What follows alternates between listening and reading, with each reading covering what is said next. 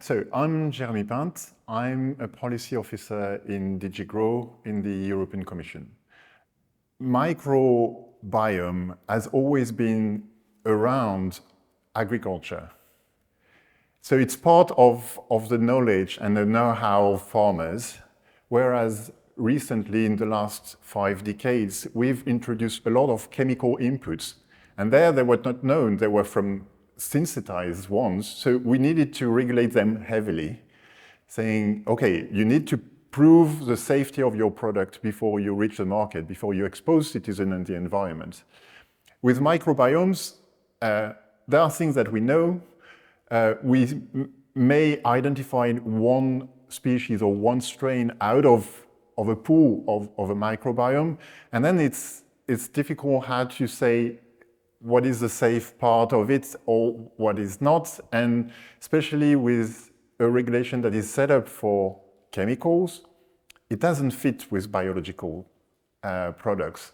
There, we really have to step back and develop a scheme that is adapted, well fitted to microbiomes derived products. There is a lot of gaps in the scientific area. For a regulatory officer as I am, it's just a nightmare because we can only regulate things we know.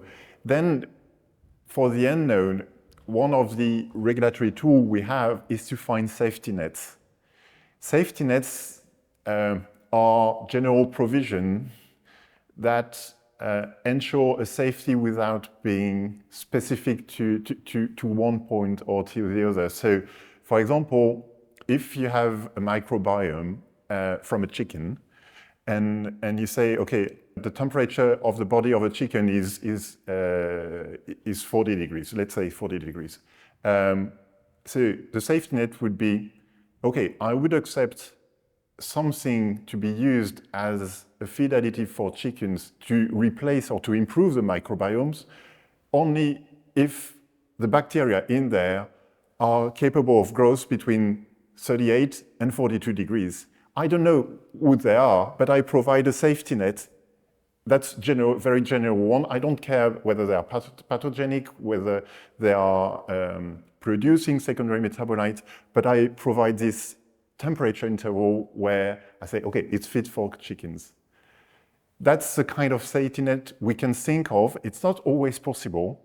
So for that, we really need and rely heavily, if not totally, on scientific facts.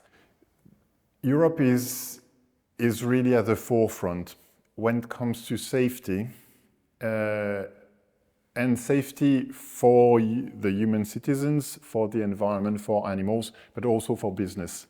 I think when it comes then to building trust between the business world and the citizen, the regulation also does help because the citizen says, okay, it's placed on the market according to a regulation, then that's safe for me. I ask, or I elected people to regulate things that are safe and provide me with a safe place where I can live, I can eat, I can sleep, and so on. So there is also this trust saying, this is burden for the industry, but it's not burden for the sake of burden.